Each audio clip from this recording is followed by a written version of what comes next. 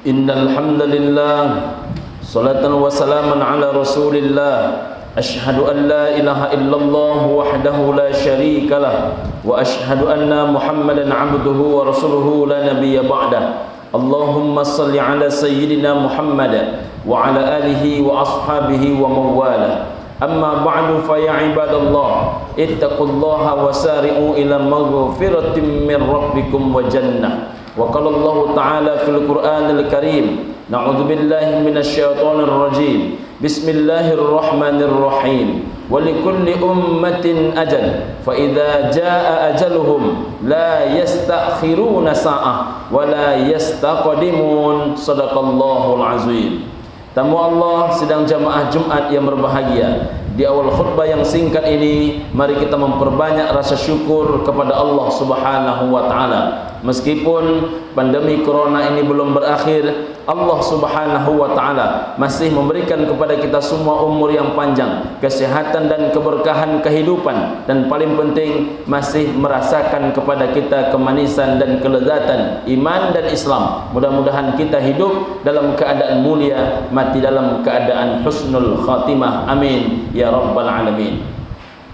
Tamu Allah sidang jamaah Jumat rahimakumullah, salawat dan salam kita peruntukkan pula buat Nabi kita, Nabi Muhammad sallallahu alaihi wasallam. Kita ucapkan kalimat Allahumma salli ala sayyidina Muhammad wa ala ali sayyidina Muhammad. Assalamu alayka ya Rasulullah. Mudah-mudahan dengan rajinnya kita berkirim salawat dan salam kepada beliau, kita menjadi bahagian umat yang mendapatkan syafaat di yaumil mahsyar nanti. Amin ya rabbal alamin. Tamu Allah yang berbahagia, khatib mengajak kepada kita semua serta berwasiat kepada kita yang hadir, mari kita tingkatkan iman dan takwa kita kepada Allah dengan sebenar-benar keimanan, dengan sebenar-benar ketakwaan, agar kebahagiaan zahir dan batin, keselamatan dunia wal akhirah dapat kita raih. Tamu Allah yang berbahagia, tanpa terasa waktu demi waktu terus bergulir. Ketika ditanyakan kepada Imam Al-Ghazali, apakah yang paling jauh? Beliau menjawab, yang paling jauh itu adalah masa lalu. Dan apakah yang paling dekat? Yang paling dekat itu adalah kematian. Sudah jauh kita meninggalkan masa lahir, sudah jauh kita meninggalkan masa kanak-kanak kita dahulu, sudah jauh kita meninggalkan masa remaja, dan perlahan tapi pasti satu persatu orang memanggil kita ayah, dan kemudian yang kemarin memanggil kita ayah sudah mulai satu persatu memanggil kita datuk. Kalau sudah sampai panggilan datuk kepada kita, hanya satu panggilan yang belum kita penuhi. Apa dia? Panggilan almarhum. Tamu Allah sedang jamaah Jumat rahimakumullah, semakin jauh kita meninggalkan masa lalu, maka semakin dekat kita kepada garis finish kehidupan. Apa namanya? Kematian. Walikulli ummatin ajal, dan setiap umat itu kata Allah Subhanahu wa taala ada ajalnya. Fa idza jaa ajaluhum, maka apabila datang ajal itu kepada mereka, la yastakhiruna sa'ah, tak bisa mereka memundurkan sedikit pun, wala yastaqdimun, tak bisa mereka memajukan sedikit pun. Tamu Allah, Abdullah bin Umar berjalan bersama Nabi sallallahu alaihi wasallam. Lalu ia pun bertanya kepada baginda Rasul. Apa yang ditanyakan oleh Abdullah bin Umar? Hadirin yang berbahagia, ya Rasul, siapakah manusia yang paling mulia di kalangan kami? Nabi sallallahu alaihi wasallam menjawab, ahsanu khuluqa, yang paling tinggi, yang paling baik budi pekertinya. Lalu ia bertanya kembali, siapakah manusia yang paling cerdas di antara kami? Nabi sallallahu alaihi wasallam menjawab, orang yang paling banyak mengingat kematian dan paling kuat dalam mempersiapkan. Banyak orang yang ingat kepada mati tapi tak kuat dalam mempersiapkan. Nabi sallallahu alaihi wasallam menyuruh kita banyak mengingat kematian. Aktsiru dzikral maut, perbanyaklah kalian kata Nabi mengingat kematian. Kenapa demikian? Fama min 'abdin aktsara dzikrahu, tak seorang pun hamba Allah bila ia banyak mengingat kematian kecuali Allah hadirkan dua hal dalam hidupnya. Pertama, illa ahyallahu qalbah, Allah akan hidupkan hatinya. Yang kedua, wa hawwana 'alaihil maut, dan Allah akan mudahkan dia saat kematiannya. Tamu Allah sedang jamaah Jumat rahimakumullah, apa yang dimaknakan orang yang hidup hatinya? Keinginan yang awalnya tak kuat untuk mempersiapkan ibadah menjadi kuat.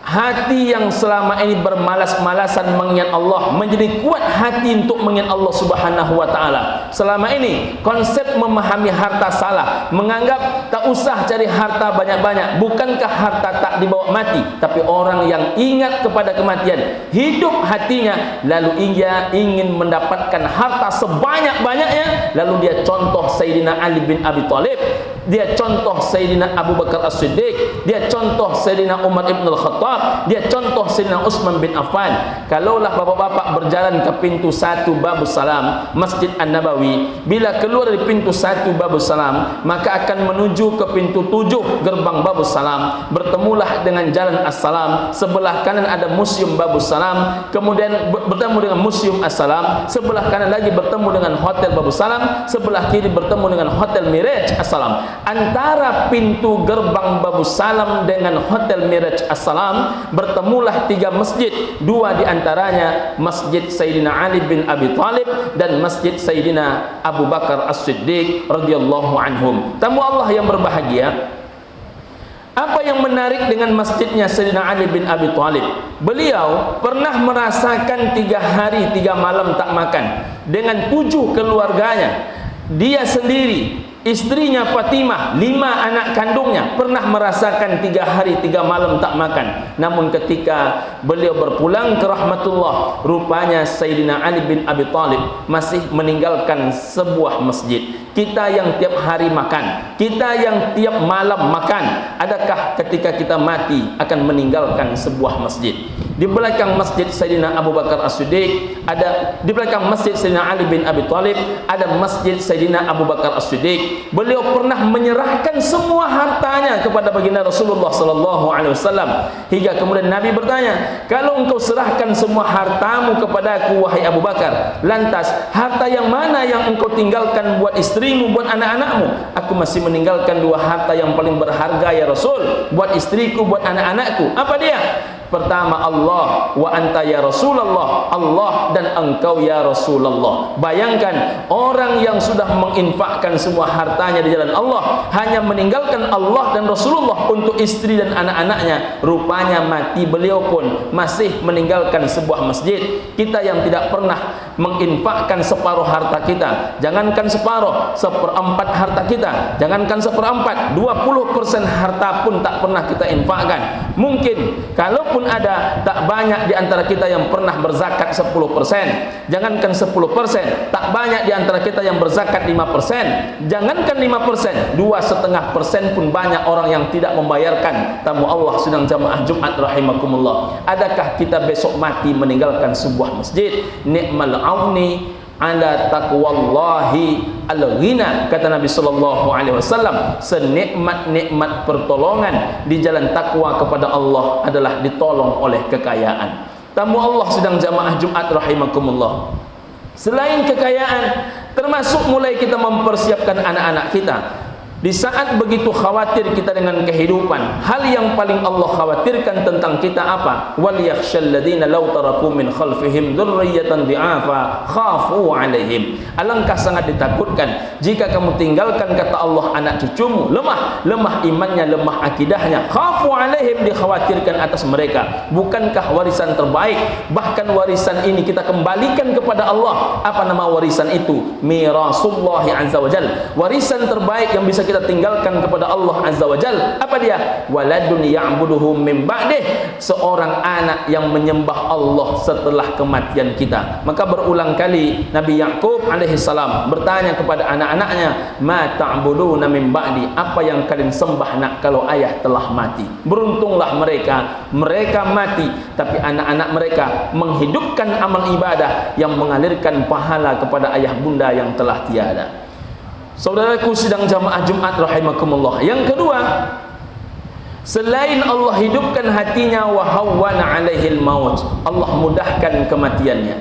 Kematian ini 3 yang rahasia tamu Allah yang berbahagia. Pertama, rahasia waktunya. Yang kedua, rahasia tempatnya. Yang ketiga, rahasia caranya. Salah satu bentuk Allah memberikan penghargaan kepada orang-orang yang banyak mengingat kematian. Allah mudahkan dia saat kematian. Sering kita mendengarkan cerita orang-orang salihah yang sepertinya Allah bukakan kepada dia rahasia kematian hingga sempat mereka mempersiapkan diri dengan baik. Ada kita mendengarkan cerita sebahagian jamaah kita merasakan hal-hal yang tak pernah dibukakan kepada orang banyak. Seorang ibu-ibu mendatangi imam masjidnya dan dia menyatakan kepada imam masjidnya, "Insyaallah Pak Imam, 3 hari lagi saya berpulang ke rahmatullah." Sesuatu yang tak Allah bukakan kepada yang lain, tapi Allah bukakan kepada dirinya, dan 3 hari kemudian beliau wafat. Di mana beliau wafat? Sedang dalam keadaan salat. Di mana salatnya? Sedang salat di dalam rumah Allah Subhanahu wa taala.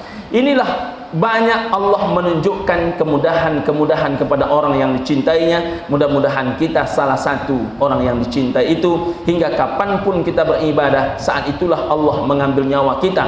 Ibadah hanya karena Allah. Man qama, siapa yang mendirikan malam ibtigha'a wajhillah, dia lakukan karena mencari wajah Allah Subhanahu wa taala, khutima lahu biha, lalu ia mati dalam keadaan seperti itu, dakhalal jannah, tempat dia adalah syurga. Man sama, siapa yang berpuasa ibtigha'a wajhillah, dia lakukan karena rindu menatap wajah Allah, khutima lahu biha, ia mati dalam keadaan berpuasa, dalam keadaan rindu kepada Allah itu, dakhalal jannah, tempatnya adalah syurga. Iskariman au mutsyahidan, mudah-mudahan kita hidup dalam keadaan mulia, matinya terhitung syahid di hadapan Allah Subhanahu wa taala. Fa'tabiru ya ulil absar la'allakum turhamun.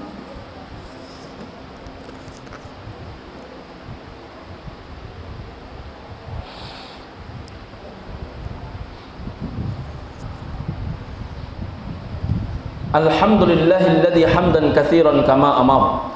Ashhadu an la ilaha illallahul wahidul ghaffar wa ashhadu anna Muhammadan abduhu wa rasuluhul mukhtar wa ala alihi wa ashabihi al-athhar. Allahumma fassalli wa sallim ala hadzal nabiyil karim wa ala alihi wa ashabihi ajma'in wa sallama tasliman katsira. Amma ba'du, fa ya ibadallah ittaqullaha haqqa tuqatih wa la tamutunna illa wa antum muslimun. Wa qala Allah ta'ala fil Qur'anil Karim, na'udzu billahi minasyaitonir rajim. Bismillahirrahmanirrahim. Alhaakumut takasur hatta zurtumul maqabir. Kamu lalai, kata Allah, oleh berlomba dan berlomba. Kapan lalai itu terbuka pintu hati hingga menimbulkan kesadaran? Hatta zurtumul maqabir, hingga kamu telah bertemu dengan pintu kuburan. Maka Dr. Bakhtiar Nasir mengungkapkan, andaikanlah orang mati itu bisa hidup kembali, maka yang pertama kali ingin mereka lakukan adalah membagi-bagikan harta bendanya. Tapi sayang, semasih harta di tangan kita, harta kita yang mengatur. Banyak orang tak peduli mengatur hartanya, hingga ketika ia mati, semua yang ia cari berangkat pagi pulang malam, dia tinggalkan hanya untuk orang-orang yang dicintainya. Dia tinggal mempertanggungjawabkannya saja.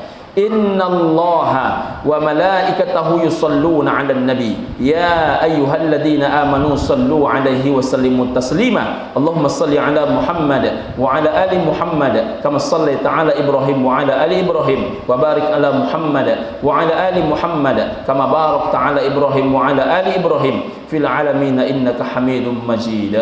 Allahumma ighfir lil muslimina wal muslimat wal mu'minina wal mu'minat al ahya'i minhum wal amwat innaka sami'un qaribun mujibud da'wat wa yaqdir hajat. Allahumma anzilir rahmah wal barakah wal afiyah wal maghfirah was sihhah wal quwwata wal hidayah wal inayah ala hadhil jamaah yang mujibas sa'ilin. Rabbana atina fid dunya hasanah wa fil akhirati hasanah wa qina adzabannar wa adkhilnal jannata ma'al abrar ya aziz ya Ghaffar ya Rabbal Alamin. Walhamdulillahi Rabbil Alamin. Ibadallah, innallaha ya'muru bil adli wal ihsan wa ita'idzil qurba wa yanha 'anil fakhsya'i wal munkar wal baghi ya'idukum la'allakum tadhakkarun wa la dzikrullahi akbar. Aqimis salam.